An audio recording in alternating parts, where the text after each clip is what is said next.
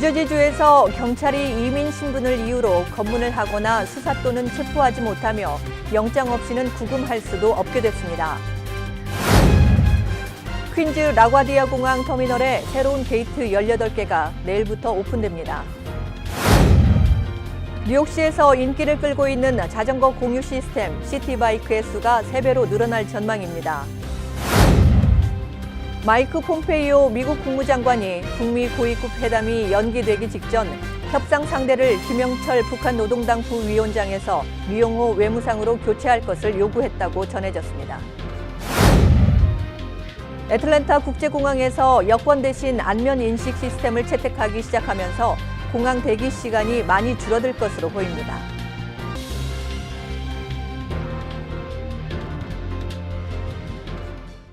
파이브스타 최우수 등급을 받은 뉴 밀레니엄 뱅크가 파격적인 CD 스페셜 프로모션을 진행 중입니다. KBTV 뉴스9은 뉴 밀레니엄 뱅크가 협찬합니다. Member of FDIC and Equal Housing Lender.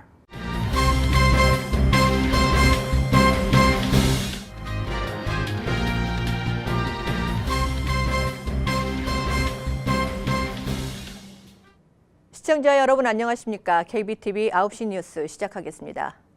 첫 소식입니다. 뉴저지주에서 주 경찰은 물론 로컬 정부 경찰이 이민 신분을 이유로 검문을 하거나 수사 및 체포하지 못하면서 영장 없이는 구금할 수도 없게 됐습니다. 또한 연방수사당국의 이민 단속에도 협조해서는 안 됩니다. 거버 그리월 뉴저지주 검찰총장은 29일 이 같은 새로운 행정지침을 발표했습니다. 이번 지침은 각 법 집행 기관별로 세부 정책을 마련하고 기관별로 교육을 거친 후 내년 3월 15일부터 발효됩니다.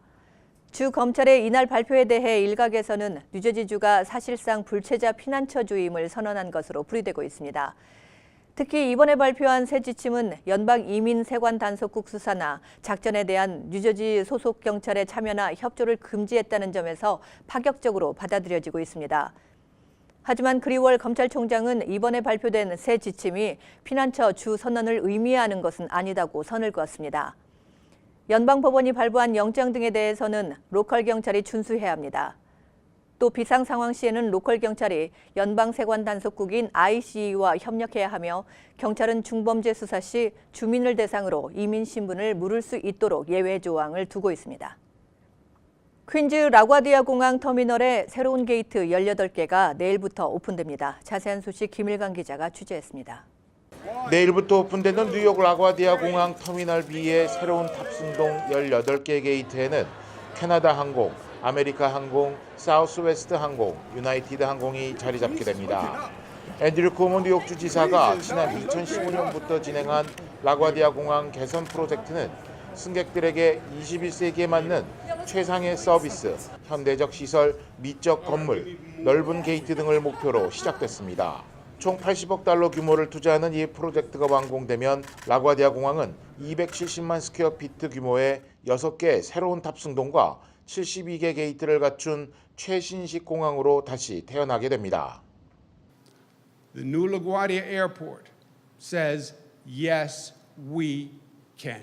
And the best is once again in New York, and New York once again shows the way forward for this nation.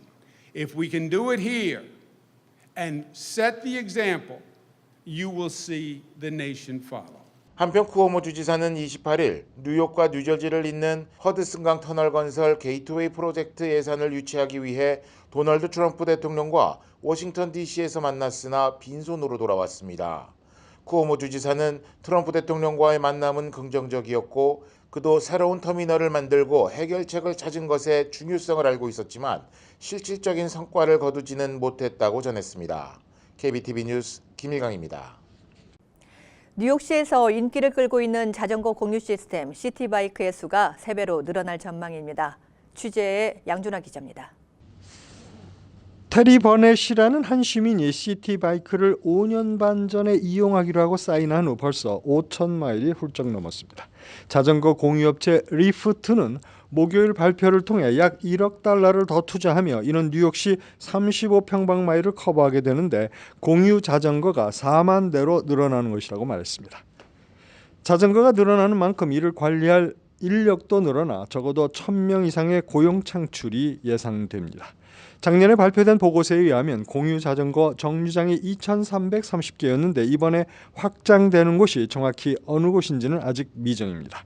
한편 시티바이크 운영 측은 이번 확장과 동시에 뉴욕시 저소득층에게 할인된 멤버십 요금을 적용하겠다고 밝혔습니다. KBTV 뉴스 양준하입니다. 지난주 일가족 4명이 숨진 뉴저지 맨션 화재의 방화 용의자가 검거되면서 돈 문제로 동생 가족을 살해한 것으로 알려졌습니다. 보도에 양준하 기자입니다. 51세의 폴 카네이로로 알려진 방화 용의자는 뉴저지 콜튼에게 있는 동생 집과 자신의 집에 불을 질러 자신이 용의자 선상에서 제외되기를 바랬지만 검찰은 그가 마치 전 가족들에게 누군가가 범행한 것처럼 위장했다는 것을 알고 그를 긴급 체포했습니다. From there, we allege the defendant intentionally set fire in his home at or about 5 a.m. for the purpose of both destroying evidence of his earlier crimes in Colts Neck and to also create the illusion that the overall Canero family was somehow victimized or targeted. We allege that it was a ruse. 맘머스 카운티 검찰 크리스토퍼 그레미치오니는 이번 방화 살인 사건은 두 형제가 운영 중인 두 회사의 재정 문제가 연루된 범죄라고 발표했습니다. 폴 카네이로는 자신의 동생인 50세의 키스 카네이로와 그의 부인인 45세의 제니퍼와 각각 11살, 8살의 조카들을 방화로 살해한 혐의로 기소됐습니다. 이에 대해 용의자에게는 자신의 아내와 딸들이 자고 있는 자신의 집에도 방화를 한 혐의가 추가되었습니다. KBTV 뉴스 양준하입니다. 트럼프 미 대통령은 미중 정상회담을 앞두고 중국과의 무역 합의에 거의 도달했다며 확전을 자제하는 모습을 보였습니다. 하지만 대중국 관세로 엄청난 돈이 들어오고 있다면서 관세 폭탄을 피하려면 미국에 공장을 지으라고 각국 기업을 압박했습니다. 김일강 기자가 보도합니다. G20 정상회의 참석차 아르헨티나로 떠나기 전 트럼프 대통령은 중국과의 무역 합의가 가까워졌다면서도 현 상태에 만족한다는 뜻을 내비쳤습니다. 중국으로부터 이미 엄청난 관세가 들어오고 있다는 이유를 들었습니다. 이번 주말 미중 정상회담에서 무역 갈등 봉합을 꾀하면서도 강원 압박을 이어간 것으로 풀이됩니다. 한편 트럼프 대통령은 중국으로부터 관세 수십억 달러가 들어오고 있음을 강조하면서 각국이 관세를 피하려면 미국에 공장을 지으라고 압박했습니다. GM의 구조조정을 빌미로 수입차에 대한 25% 관세를 예고한 데 이어 폭탄 관세 경고를 이어간 겁니다.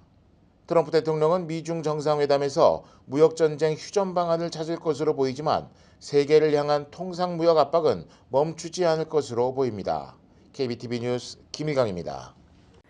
마이크 폼페이오 미국 국무장관이 지난 8일 북미 고위급 회담이 연기되기 직전 협상 상대를 김영철 북한 노동당 부위원장에서 리용호 외무상으로 교체할 것을 요구했다고 전했습니다.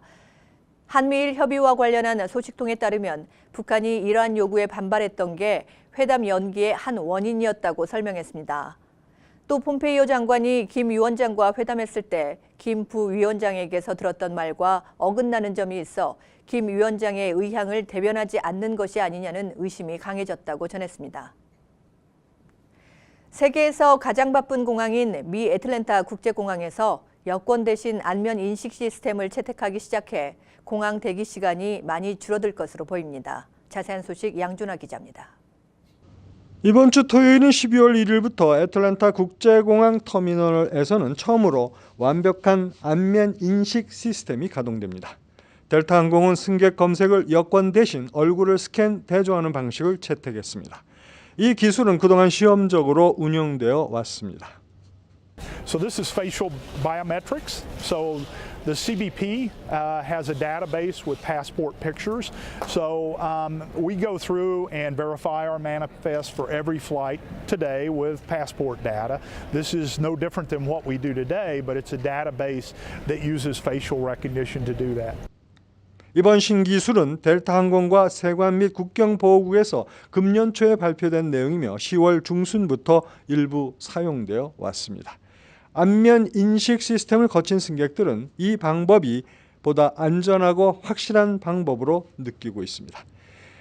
애틀란타 하치필드 잭슨 공항은 세계에서도 가장 분주한 공항으로 이번에 전면 실시된 안면 인식 시스템으로 한층 더 안전하고 신속한 탑승 절차로 개선될 것 같습니다. KBTV 뉴스 양준하입니다. 캐러밴 행렬로 멕시코와 미국 국경 간의 긴장이 갈수록 고조되는 속에 이번엔 이민 단속을 피해 달아나던 차량이 전복되면서 11명의 사상자가 발생했습니다. 보도에 양준하 기자입니다. 캘리포니아 당국은 목요일 오후 4시 30분경 멕시코에 인접한 국경 지역에서 국경 수비대 검문을 피해 달아나던 픽업 트럭 한 대가 전복되면서 3명이 숨지고 8명이 부상을 입었다고 밝혔습니다. 국경 수비대원들이 추적한 차량에는 11명이 타고 있었던 것으로 알려졌으며 추격전 끝에 대원들이 도주 차량 타이어를 향해 펑크 유도 못을 발사했습니다. 도주하던 차량은 이 과정에서 전복되었으며 당시 차량은 시속 100마일 이상으로 달렸던 것으로 확인되었습니다. 멕시코와 미 국경 사이에는 계속 밀려오는 난민 행렬로 문제는 점점 증가되는 양상입니다. KBTV 뉴스 양준호입니다. 북부 캘리포니아가 대화재를 겨우 면하자 이번엔 폭우로 인한 홍수 피해가 속출하고 있어 집으로 돌아왔던 주민들이 다시 대피하기 시작했습니다. 이번 폭우로 인해 화재 지역엔 전선주가 넘어가고 100여 대의 차량이 갇힌 채 꼼짝할 수 없는 가운데 고립된 주민들을 구출하는 보트들이 등장했습니다. 일부 지역에서는 유사한 산사태로 쓸려가는 흙더미로 또 한 번의 재난을 실감했습니다. 대화재로 도시 전체가 폐허가 된 파라다이스 시에서는 화재로 강제 대피한 지도 벌써 3주가 지나고 있는데 14,000여 채의 집들이 소실된 가운데 이번엔 폭우로 인한 홍수가 덮쳐 그나마 돌아왔던 주민들은 다시 피난 생활을 해야만 했습니다.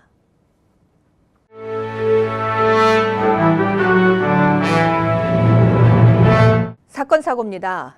유대인 대상 증오 범죄가 계속되고 있는 가운데 이번에는 독일 나치의 표식인 스와스티카가 컬럼비아 대학원 여교수실에서 발견됐습니다. 유대인인 미드라스키 교수는 독일의 유대인 대학살, 즉 홀로코스트에 대해 오랫동안 연구하고 있어 증오 범죄의 표적이 되고 있는 것으로 알려졌습니다.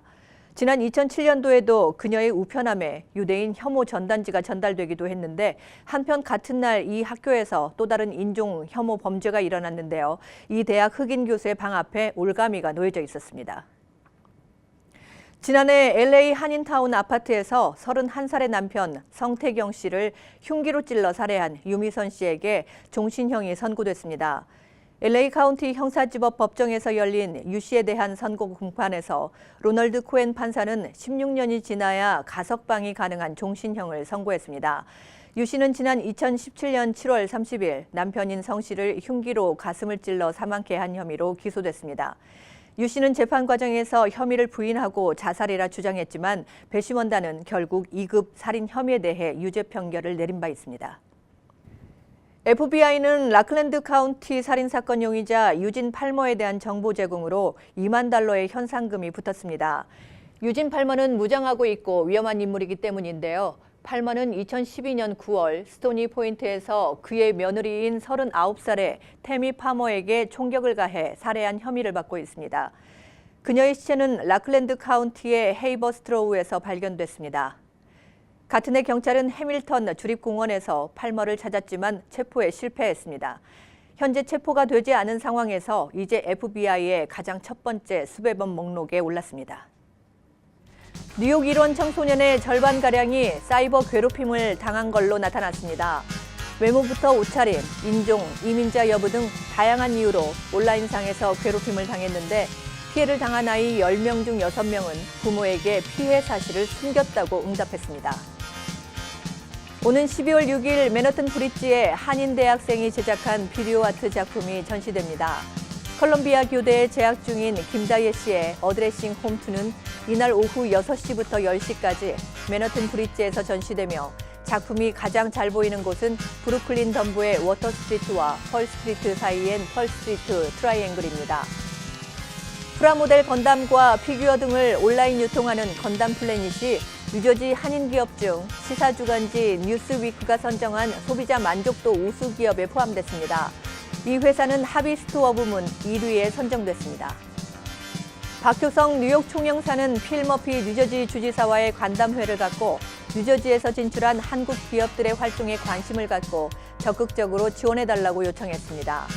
또한 머피 주지사는 한인 동포사회와 기업들이 뉴저지 경제와 문화 다양성에 기여하고 있다고 평가하고 한국과 뉴저지 경제 협력을 증진하기로 했습니다. 또한 이날 한국과 뉴저지 운전면허 상호 인정 협정 추진도 논의됐습니다.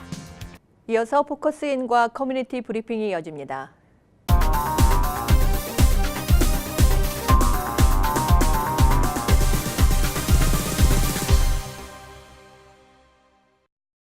네, 이번 중간선거로 상원은 공화당이, 하원은 민주당이 다수당이 되면서 앞으로 미국 정치계가 어떤 흐름을 보이게 될지 궁금합니다. 오늘 포커스인 초대 손님으로는 시민참여센터 김동찬 대표님 모셨습니다. 안녕하세요. 안녕하세요. 네. 지난 2년간 미국이 많은 변화가 있었어요. 네. 우선 상하원 공화당이 다수당이었는데 지금은 이제 하원이 민주당 다수당으로 바뀌었단 말이에요. 네. 앞으로 어떤 변화를 우리가 예측할 수 있을까요? 네, 트럼프 대통령이 원하는 법안을 통과시키기는 좀 어려울 거라 생각합니다. 네. 그렇다고 민주당이 원하는 법안을 통과시키기도 좀 어렵다고 생각을 합니다. 그렇지만 트럼프 대통령은 상원에서 네. 자기가 원하는 모든 공직자를 지명하더라도 문제가 안 될 거고 네. 또 상원에서 다른 나라의 어떤 비준, 예를 들어서 북한과 평화협정을 맺는다 하더라도 트럼프 대통령이 마음만 먹으면 다 할 수 있는 이런 이제 구도가 되었습니다. 뿐만 아니라 이제 그 이번 선거에서 민주당이 부자 감세에 반대하는 것, 네. 그다음에 또 오바마 케어를 네. 유지하는 것에 대해서 독특한 재미를 봤습니다. 네. 공화당 하원 의원들이 주로 여기에 이제 밀려갖고 네. 러스펠트 지역이라든지 또 민주당 세가 치고 올라오는 쪽에서 많이 잃었거든요.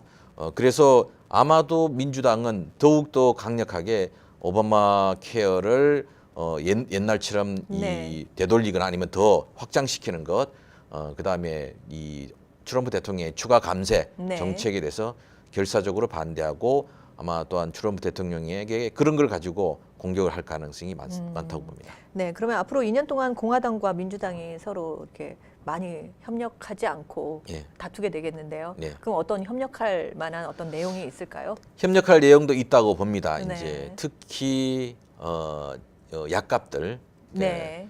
특히 노인분들은 이제 약값에 큰 영향을 받기 때문에 네. 메디케어를 받고 있는 노인층들의 투표가 상당히 중요합니다. 네. 그래서 그분들에게 이제 오로지 약값을 내리는 것들이 이제 필요한데 네. 트럼프 대통령도 대통령 선거 기간 내내 이제 약값이 너무 비싸다라고 제역 네. 회사를 이제 네. 공격하고 했는데 그랬죠. 이 부분에서 민주당하고 좀 맞아 떨어져서 네. 약값을 내리는데 좀 합의할 것 같고 네.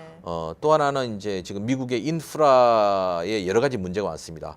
뭐 이 뉴욕시리 도로 말고 국도들이 상당히 노후가 되고 네. 또 여러 항만 시설이라든지 이런 것들에 이제 문제가 있는데 네. 여기에 대한 인프라에 이제 투자하는 것이 민주당하고 또 합의될 가능성들이 네. 있고 해서 이런 부분들은 아마 합의를 할 수밖에 없다고 생각이 듭니다. 네, 그렇군요. 또 그 외 중간 선거 어떤 결과가 미칠 영향이 있을까요? 네, 그 외 중간 선거에서 이 서로 민주당은 선전을 했고 공화당은 선방을 했지만 네. 그다음 2020년 대통령 선거를 앞두고 네. 이 서로 물러설 수 없는 이 기로에 서 있습니다. 민주당은 대통령을 탈환하는 것도 있어야 되겠지만 네. 하원과 상원을 더 많이 장악해야 되는 것도 있습니다. 다음 선거에서는 상원이 민주당이 유리합니다. 이번 선거는 네. 공화당이 상원이 유리한 선거였는데 네. 그렇기 때문에 이제 민주당이 더욱더 나를 세워서 이제 공격을 하고 네. 트럼프 대통령이 더군다나 이제 러시안 게이트라든지 이런 거로 네. 인해서 뮬러 특검을 내세워서 민주당은 뮬러 특검이라는 이 창을 내세워서 아마 네. 공격을 할 가능성이 많다고 생각합니다. 아, 네, 그렇군요. 네, 알겠습니다. 앞으로 기대가 많이 되는데요. 예, 네, 예. 고맙습니다. 네, 지금까지 시민참여센터 김동찬 대표님과 함께했습니다. 네, 나와주셔서 감사합니다. 고맙습니다.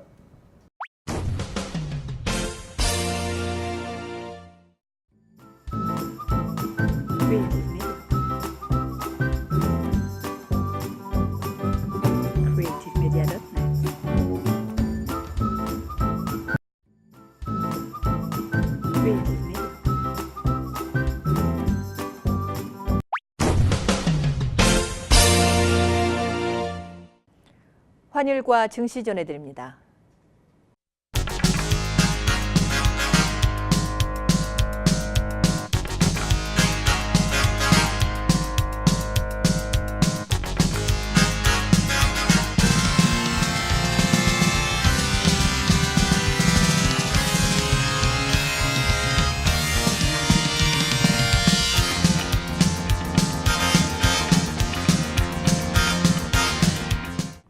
뉴욕과 뉴저지 날씨 전해드립니다.